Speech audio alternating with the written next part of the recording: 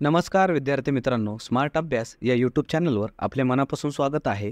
आपल्या daily current अफेअर्सच्या सिरीजमधला आज दिनांक 10 जुलैच्या ज्या काही महत्त्वाच्या चालू घडामोडी आहेत त्याचा अभ्यास या व्हिडिओच्या माध्यमातून आपण मित्रांनो करणार आहोत.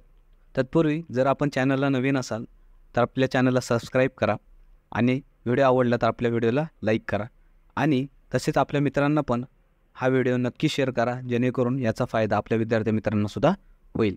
चला मग सुरुवात करूया. काल आपण जे काही होमवर्क क्वेश्चन दिला होता मित्रांनो आपल्याला ते अगोदर डिस्कस करूया की जगप्रसिद्ध लोणार सरोवर कोणत्या जिल्ह्यात आहे. ऑप्शन्स आपल्यासमोर असतील आणि याचं योग्य उत्तर असेल मित्रांनो option number D Buldhana. Buldhana या जिल्ह्यामध्ये जगप्रसिद्ध असं लोणार सरोवर आहे मित्रांनो. त्याच्याविषयी अधिकची माहिती बघूया की महाराष्ट्र राज्यातील बुलढाणा जिल्ह्यातले खाऱ्या पाण्याचं हे सरोवर आहे आणि याची निर्मिती ही उल्कापातामुळे झालेली आहे.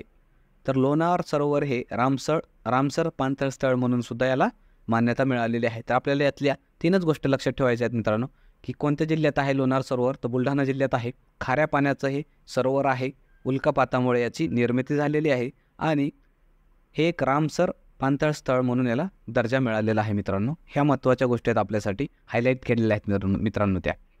तर आता पहिला प्रश्न बघूया चालू घडामोडीचा की भारताच्या राष्ट्रपतीद्वारा नुकतेच खालीलपैकी कोणाला मरणोत्तर कीर्तिचक्र देऊन सन्मानित करण्यात आलेलं आहे.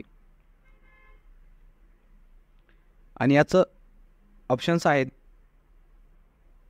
आणि याचं योग्य उत्तर असेल मित्रांनो ऑप्शन नंबर डी वरीलपैकी सर्व.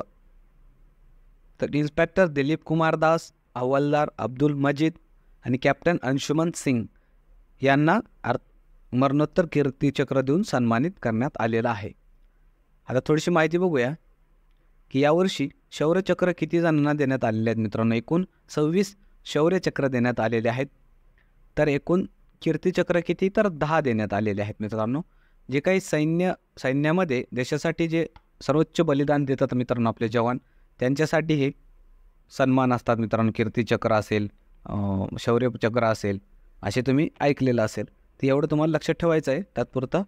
त्यानंतरचा प्रश्न असेल की नुकतेच ब्रिटन या देशाच्या पहिल्या महिला अर्थमंत्री म्हणून कोण बनलेले आहेत.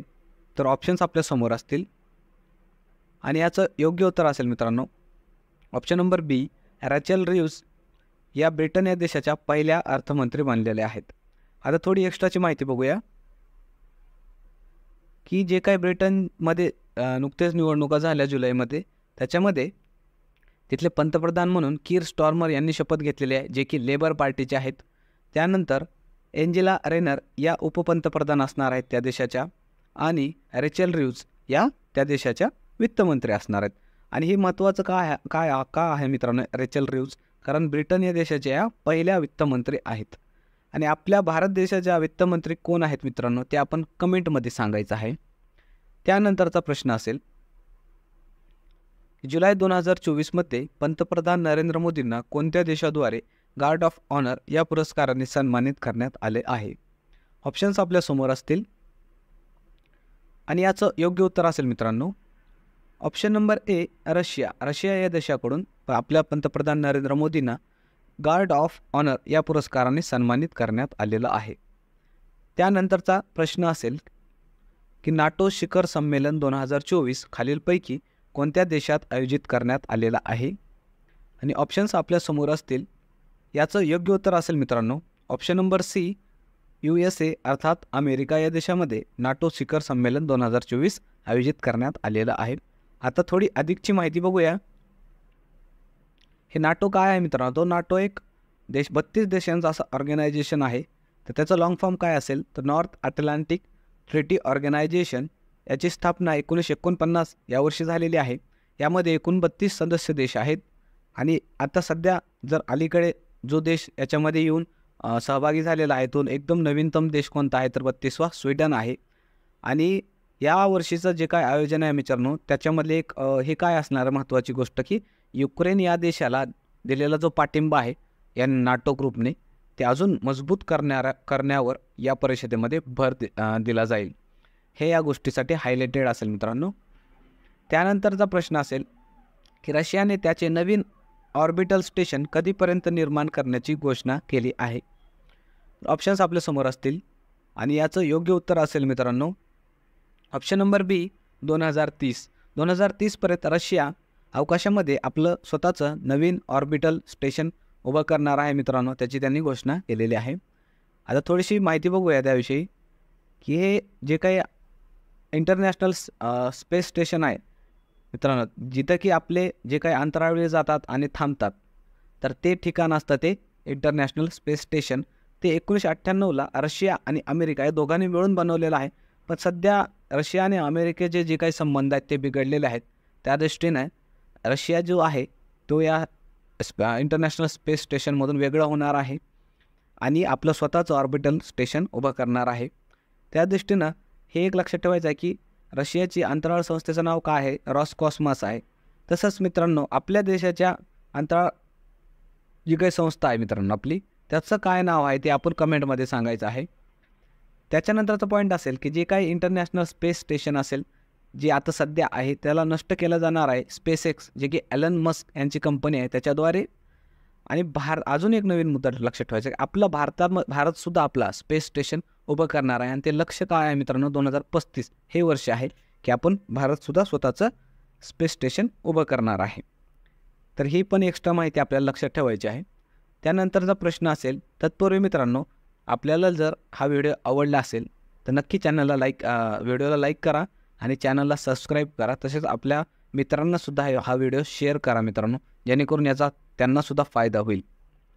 तर प्रश्न असेल पुढचा की नुकतेच चर्चेत असलेला विंझिजम आंतरराष्ट्रीय बंदर खालीलपैकी कोणत्या राज्यात आहे? ऑप्शन्स आपल्यासमोर असतील आणि याचं योग्य उत्तर असेल मित्रांनो ऑप्शन नंबर ए, केरळ या राज्यामध्ये हा आंतरराष्ट्रीय बंदर आहे मित्रांनो. काय नाव आहे त्याचं?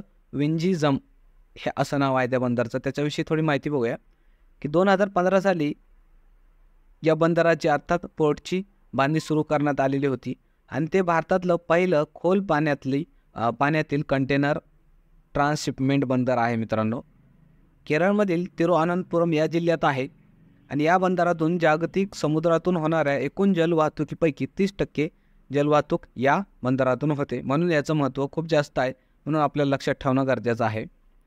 त्यानंतर याची बांधणी कोणी केलेली आहे? तर अदानी पोर्टने याचं बांधणी केलेली आहे मित्रांनो. अदानी या कंपनीला मिळालेलं आहे काम, त्यांनी हे पूर्ण करून दाखवलेलं आहे काम. त्यानंतरचा प्रश्न असेल की LICचे MD किंवा CEO म्हणून कोणाची पुनर्नेमणूक करण्यात आलेली आहे? आणि याचं ऑप्शन्स आपल्यासमोर आहेत आणि याचं योग्य उत्तर असेल मित्रांनो option number A, Siddharth Mohanty यांची LICचे CEO किंवा MD म्हणून परत एकदा पुनर्नेमणूक करण्यात आलेली आहे मित्रांनो. तर आपल्याला LIC विषयी थोडंसं लक्षात ठेवायचं आहे की LICची स्थापना कधीची आहे? 1956 या साली झालेली आहे आणि याचं मुख्यालय मुंबई या शहरामध्ये आहे. आणि LICचं लॉंग फॉर्म काय आहे मित्रांनो? तर लाईफ इन्शुरन्स कॉर्पोरेशन असं असणार आहे. जीवन विमा निगम असं त्याला मराठी किंवा हिंदीमध्ये म्हटलं जातं मित्रांनो. त्यानंतर पुढचा प्रश्न असेल की भारताने कोणत्या देशाकडून 35,000 AK-203 हे शस्त्र घेतलेले आहेत? तर ऑप्शन्स आपल्यासमोर असतील आणि याचं योग्य उत्तर असेल मित्रांनो ऑप्शन नंबर बी, रशिया. आता थोडंसं आपण रशियाविषयी लक्षात ठेवूया की रशियाची राजधानी काय आहे मित्रांनो? मॉस्को आहे. रशियाचं चलन हे रशियन रुबल हे आहे आणि रशियाची भाषा काय आहे मित्रांनो? तो रशियन ही आहे आणि त्याचे राष्ट्राध्यक्ष व्लादिमीर पुतिन हे आहेत. त्यानंतर मित्रांनो शेवटी आता जसं आपण दररोज होमवर्क क्वेश्चन देऊन जातो शेवटी, ते आता होमवर्क क्वेश्चन आजचं हे असणार आहे की प्रसिद्ध त्र्यंबकेश्वर ज्योतिर्लिंग खालीलपैकी कोणत्या जिल्ह्यात आहे? ऑप्शन्स आपल्या समोर आहेत आणि याचं उत्तर आपण कमेंटमध्ये सांगायचं आहे आणि याचं उत्तर मी नक्कीच उद्याच्या व्हिडिओमध्ये डिस्कस करणार आहे. तोपर्यंत तुम्ही कमेंटमध्ये उत्तर सांगायचं आहे आजच्या प्रश्नाचं. तर मित्रांनो तोपर्यंत थांबूया, पुन्हा परत एकदा नवीन व्हिडिओसह पुन्हा भेटूया. तोपर्यंत धन्यवाद.